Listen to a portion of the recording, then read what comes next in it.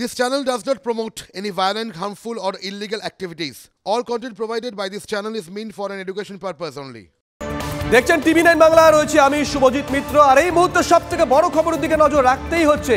বহরমপুরে তৃণমূল নেতা ও প্রমোটার সত্যেন চৌধুরী খুনের ঘটনায় আটক দুজন। এই মুহূর্তের বড় খবর ব্রেক করলাম আমরা। বহরমপুরে তৃণমূল কংগ্রেস নেতা ও প্রমোটার সত্যেন চৌধুরী খুনের ঘটনায় আটক দুই। গতকাল দুপুরে নিজের নির্মীয়মান ফ্ল্যাটে গুলিবিদ্ধ হয়ে খুন হন ওই নেতা। ওই ঘটনায় অজ্ঞাত পরিচয় ব্যক্তিদের বিরুদ্ধে এফআইআর দায়ের করা হয়েছে বহরমপুর থানায়। সূত্রের খবর, সুপারি কিলার দিয়েই খুন করা হয়েছে সত্যেন চৌধুরীকে। কৌশিক আমাদের সঙ্গে রয়েছেন, আমাদের সহকর্মী। সরাসরি চলে যাব কৌশিকের কাছে। কৌশিক, যে দুজনকে আটক করা হয়েছে এরা কারা, কি অভিযোগ এদের বিরুদ্ধে? দেখো, যে দুজনকে আটক করা হয়েছে তাদেরকে জিজ্ঞাসাবাদ করা হচ্ছে, তবে পুলিশ কিন্তু স্পষ্টভাবে এখনও কিন্তু জানায়নি যে এরা কারা। তবে বিষয়টি জানা যাচ্ছে যে তিনজন এসেছিলেন তাদের মধ্যে শার্প শুটার, অর্থাৎ যে তাদেরকে কিলার পয়সা দিয়ে মারানোর কাজ করা হয়েছে এবং তারা এর আগেও কিন্তু অন্যান্য ক্রাইমের সাথে যুক্ত ছিল এরকমটা জানা যাচ্ছে। কালকে যে সিসিটিভি ফুটেজ, সেই সব সিসিটিভি ফুটেজ দেখে কিন্তু আইডেন্টিফাই করা গেছে, এমনটা কিন্তু সূত্রে জানা যাচ্ছে। এবং পাশাপাশি যে তিনজন এসেছিল তারা এই জেলারই বাসিন্দা এবং তারা এর আগে অন্যান্য ক্রাইমের সঙ্গেও যুক্ত ছিল। তবে বাড়ির মধ্যে যেভাবে গুলি করে খুনের ঘটনা, সেই ঘটনায় কিন্তু এখনো পর্যন্ত আতঙ্ক বেড়েছে। তবে দুজনকে যে আটক করে জিজ্ঞাসাবাদ করা হচ্ছে তাদের মধ্যে যে তিনজন ছিল একটি বাইকে, তাদের মধ্যে সেই বাইকটি কিন্তু নাম্বার প্লেটহীন, অর্থাৎ গাড়ির মধ্যে বাইকটার মধ্যে কোনো রকম নাম্বার প্লেট ছিল না এবং একটি মাত্র হেলমেট ছিল এবং বাকি সবার মুখে মাস্ক ছিল। অর্থাৎ যে পরিকল্পিতভাবে এবং স্থানীয় তার আগে কিন্তু একটা রেকি করেছিল, কারণ কোন সময় কোথায় থাকে সেই বিষয়গুলি কিন্তু স্পষ্ট নজর রেখেছিল। কারণ তার কিছুক্ষণ আগে তিনি বাড়ি গেছিলেন, বাড়ি থেকে স্নান টান করে এসে আবার ওখানে বসেছিলেন। সেই খবরটি কিন্তু স্থানীয় কারো কাছে খবর নিয়েছে এই শার্প শুটাররা এবং তারপরে এই গুলি করে এবং নজর রাখো। এই স্মার্টফোনের যুগে আজকাল আমরা চিঠি লিখতে ভুলে গেছি, তাই না? ফোনে ফোনেই এখন কথা হয়ে যায়। কিন্তু কেন্দ্রীয় তদন্তকারী সংস্থা এখন একটা চিঠি নিয়ে বেজায় ব্যস্ত, জানেন তো? বুঝলেন না? তাহলে খোলসা করে বলি। ইডি সূত্রে খবর, তাদের হাতে একটা চিঠি এসেছে। সেই চিঠি নাকি জ্যোতিপ্রিয় মল্লিক তার মেয়েকে দিয়েছেন। চিঠিতে কি রয়েছে? কয়েকজনের নাম রয়েছে বলছে সূত্র, আর সেই নামই নাকি তদন্তকারীদের বড় হাতিয়ার হতে পারে। দেখুন, গরিবের রেশন, সেই রেশনের চাল আটা চুরি হয়েছে।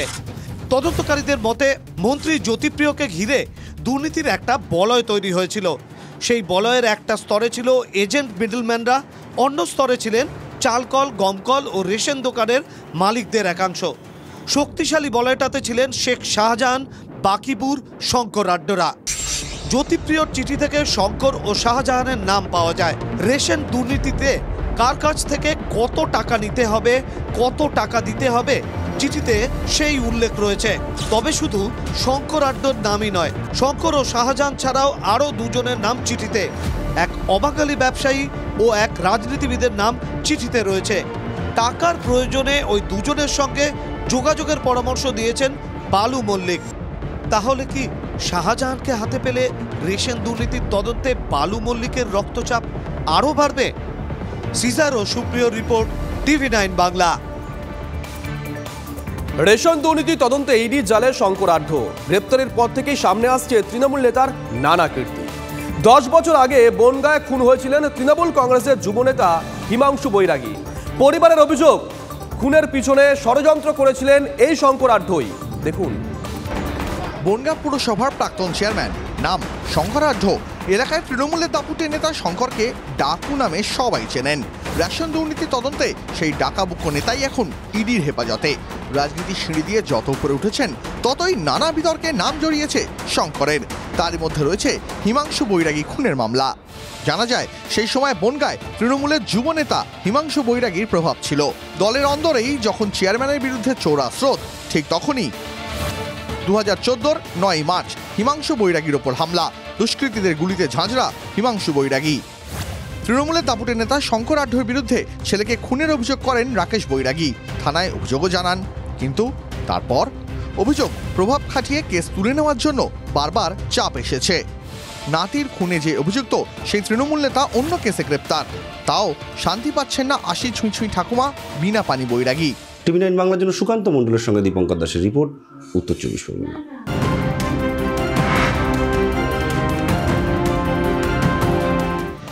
আরো একটা বড় খবরের দিকে নজর রাখতেই হচ্ছে। শেখ শাহজাহানকে কেন গ্রেপ্তার করা হয়নি? শাহজাহান দেশে আছে না দেশের বাইরে পালিয়েছে? রাজ্য প্রশাসনের কাছে কৈফিয়ত তলব রাজ্যপালের, এমনটাই সূত্রের খবর। বড় খবর, পুলিশ লুকোচুরি খেলা বন্ধ করুক, পুলিশকে কৃতকর্মের ফল ভুগতে হবে, কড়া হুঁশিয়ারি রাজ্যপালের।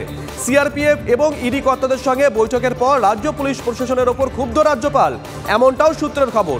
সন্দেশখালী কাণ্ডে সিআরপিএফ এর বেঙ্গল সার্কেলের আইজির সঙ্গে বৈঠক করেন রাজ্যপাল।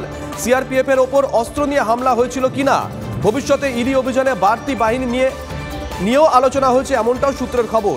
অপরদিকে রেশন দুর্নীতি ইস্যুতে সরেজমিন খোঁজ করতে রবিবারই রাজভবনে ডেকে পাঠানো হয় ইডি এবং সিআরপিএফ এর আধিকারিকদের। দীর্ঘক্ষণ তাদের সঙ্গে বৈঠক করেন রাজ্যপাল সিবি আনন্দ বোস।